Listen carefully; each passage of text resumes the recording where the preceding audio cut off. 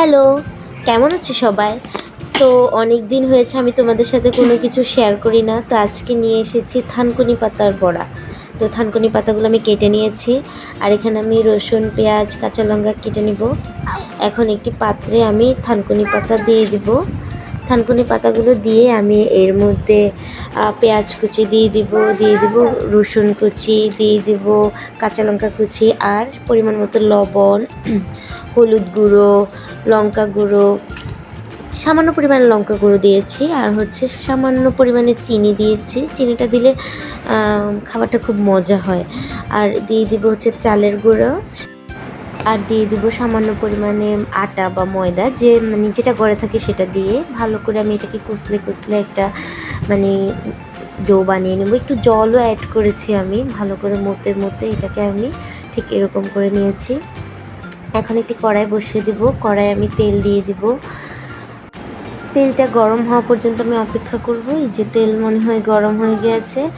এখন এর মধ্যে আমি বড়াগুলো দিয়ে দিব। বড়াগুলো এরকম গোল গোল চ্যাপ্টা শেপ করে আমি বড়াগুলো দিয়ে দিয়েছি। এই যে একে একে সবগুলো বড়া আমি দিয়ে দিয়েছি।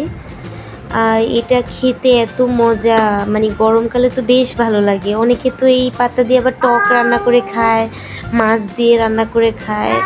আমার কাছে বড়াটাই বেশ ভালো লাগে, তাই আপনাদের সাথে আমি বড়াটাই শেয়ার করেছি। তো এই যে উল্টে পাল্টে আমি এটিকে লাল লাল করে ভেজে নিব। বারবার করে উল্টে পাল্টে আমি লাল লাল করে ভেজে নিয়েছি। আমি মানে সন্ধ্যাবেলায় বানিয়ে এটি খেয়েছি, এত মজা, সস দিয়ে বড়িয়ে আমি খেয়েছি। ভাতের জন্য আর আমার রইলো না একটা বড়াও। তা আপনারাও বানিয়ে দেখবেন কেমন হয়। এই যে আমার বড়াগুলো হয়ে গেছে, এখন আমি নামিয়ে নেব। বেশ মজা, বেশ মজা হয়েছে বড়াগুলো খেতে। এত মুচমুচে হয়েছে না, কি যে বলবো। এই যে মানে খুব মুচমুচে হয়েছে। এই যে আমি একটা ভেঙে দেখিয়ে দিচ্ছি ভিতরটা কেমন হয়েছে। খুব মজা হয়েছে। আপনারা গরম গরম ভাতের সাথে খেতে পারেন, আবার এমনিও খেতে পারেন সন্ধ্যাবেলার নাস্তা হিসাবে। তো বানিয়ে দেখবেন কেমন হয়, আমাকে জানাবেন। Bye bye.